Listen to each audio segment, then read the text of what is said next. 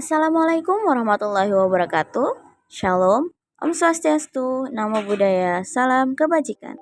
Kami dari kelompok 13 pengantar komputer dan software ingin mempresentasikan hasil diskusi kelompok kami, yaitu membuat program C++ menggunakan konsep percabangan, perulangan, dan array yang berjudul Program Perhitungan pH Larutan Penyangga. Nah, sebelum kita memulai video, izinkan kami memperkenalkan diri. Perkenalkan, nama saya Wulan Amalia, NIM 121270073 dari Prodi Kimia. Perkenalkan, nama saya Rifka Amalia Putri dengan NIM 121270065 dari Program Studi Kimia. Perkenalkan, nama saya Nur Aziatul Hasana dengan NIM 121270101 dari Prodi Kimia. Assalamualaikum warahmatullahi wabarakatuh. Selamat sore. Di sini saya sebagai moderator kelompok 13. Jadi di sini kami akan mempresentasikan hasil diskusi yang kami dapatkan yang berjudul menentukan pH larutan penyangga asam basa menggunakan konsep perhitungan perulangan dan array. Sebelum kita lanjut, mungkin izinkan kami memperkenalkan diri. Perkenalkan, nama saya Nur Aziatul Hasana dan teman saya Rifka Amalia Putri dan Wulan Amalia. Mungkin selanjutnya akan dijelaskan oleh teman saya Wulan.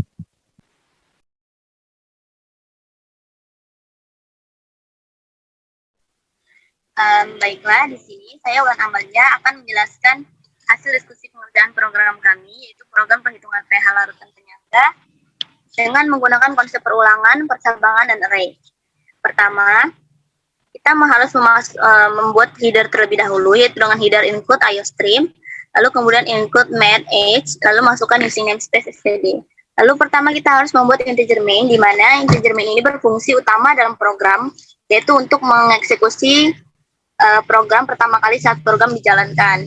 Karena di sini kita membuat program perhitungan, yaitu maka kita menggunakan variabel float, karena mol asam dan mol basa atau mol garam itu berupa angka.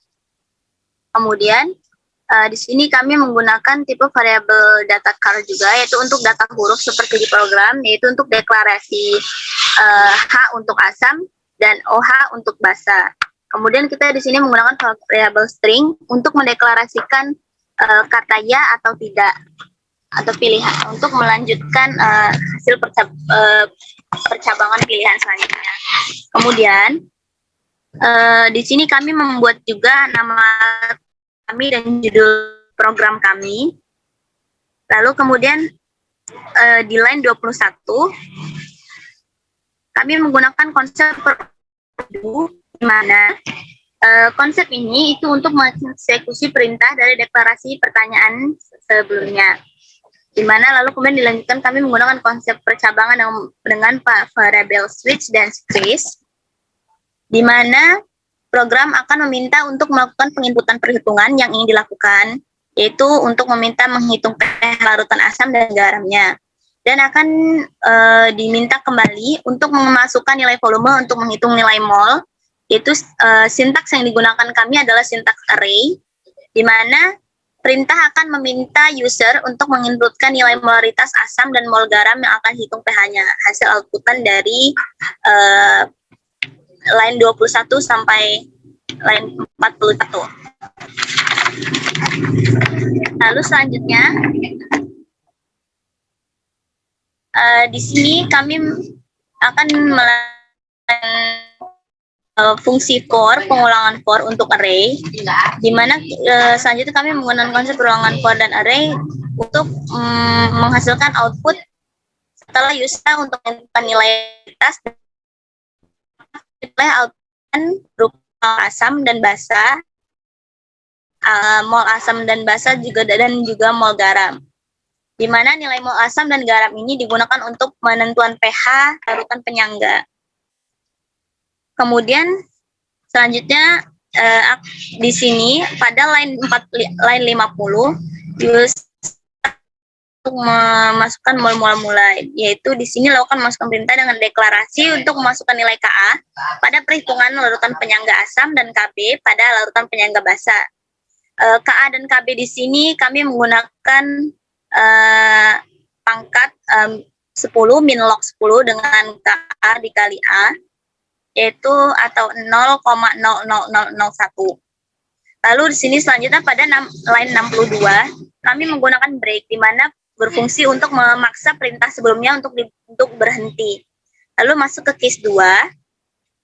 Case 2 ini sama dengan hasil yang sebelumnya untuk memasukkan nilai molaritas dengan indeksnya itu sama dengan 1 dan indeksnya lebih kecil dari 2.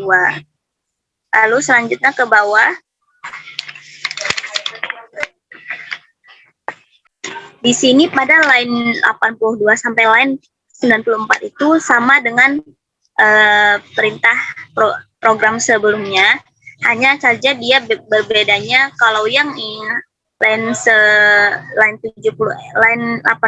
ini adalah untuk menghitung basa, nilai pH larutan penyangga pada basa. Kemudian pada line 96, di sini kami menggunakan perulangan do dan while, di mana kemudian di sini akan dilanjutkan dengan perintah deklarasi, di mana program itu akan memberikan pertanyaan apakah user ingin kembali melakukan perhitungan atau tidak. Jika memilih deklarasi yang kami gunakan itu adalah apakah Anda ingin melakukan perhitungan lagi, maka di situ akan ada pilihan yes atau no. Nah, jika memilih yes, maka program akan mengulang kembali ke tahap awal. Tetapi jika tidak mau program dilanjutkan kembali, maka user akan memilih no, maka program itu akan berhenti. Baik, selanjutnya penjelasannya akan dilanjutkan oleh teman saya, yaitu Rifka Amalia Putri, untuk hasil run-nya. Baiklah, di sini saya akan mencoba menjelaskan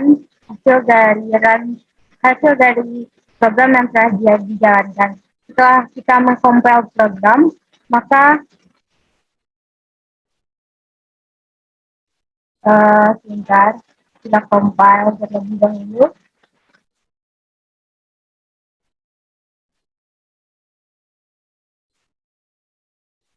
Di sini akan terlihat beginilah bentukan dari program yang kami buat. Nah, di sini merupakan program yang menggunakan sukses tadi. Program ini meminta user untuk memilih bahasa yang dia inginkan. Nah, di sini saya akan mencoba memilih nomor 1. Selanjutnya, program akan meminta user untuk memasukkan volume asam serta volume dari larutan garam yang akan kita cari pH-nya. Di sini saya akan memasukkan nilainya.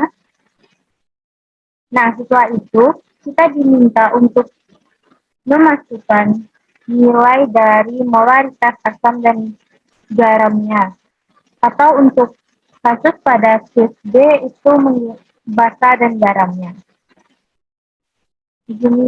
Nah, setelah kita memasukkan nilai volume serta nilai molaritasnya, akan didapat mol mula-mula berupa seperti yang ditampilkan pada layar. Setelah itu, user akan diminta untuk menginputkan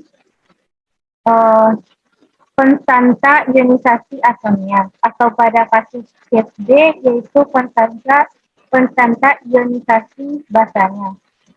Di sini kita akan menggunakan bilangan desimal.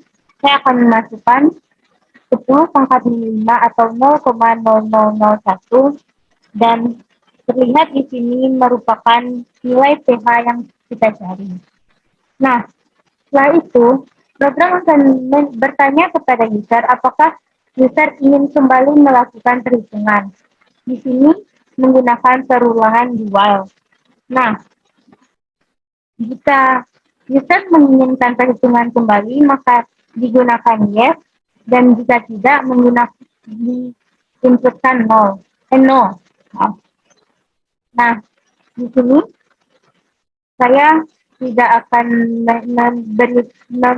menghitung kembali, maka saya akan menginputkan no. Dan program akan berhenti. Namun jika menginputkan yes, program akan tetap berjalan. Nah, dan sekian merupakan penjelasan saya mengenai jalannya program. Terima kasih. Saya akan stop share terlebih dahulu. Mungkin sekian presentasi dari kelompok kami. Kurang lebihnya kami mohon maaf. Mungkin saya tutup. Wassalamualaikum warahmatullahi wabarakatuh.